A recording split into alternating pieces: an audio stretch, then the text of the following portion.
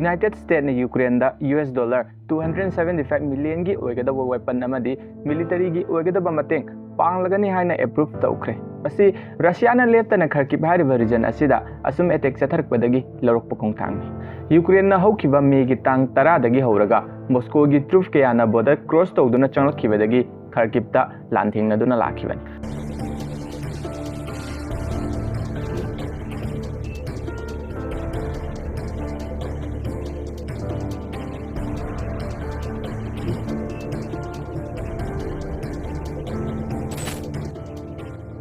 Asumna haukiba tha 19 asida Russia na yamna chawraba territorial advance ama leiduna lakhibani masidagi United States na Russia na Kharkiv hariba region asida leptana attack chathaba asidagi haukiba Friday da Ukraine gi damak military aid base amaga loinana ammunition missile mine artillery round kaya approve torkhre United States ki Secretary of State chu oiriba Anthony Blinken na wafam asi announce tawbada masagi country bu ngakcheriba mathawna leiriba Ukrainian people singbu support tawbani haina su palli masigi US dollar $275 million package asida urgently needed capability ke ama yauri capability sing asigi manung challiba asina HIMARS ammunition 155 mm amadi 105 mm artillery round 60 mm mortar round tube launcher optically tracked wire guided missile javelin amadi 84 anti mortar system na chingba kaya su yauri masida nuclear protective equipment kaya su yauri bani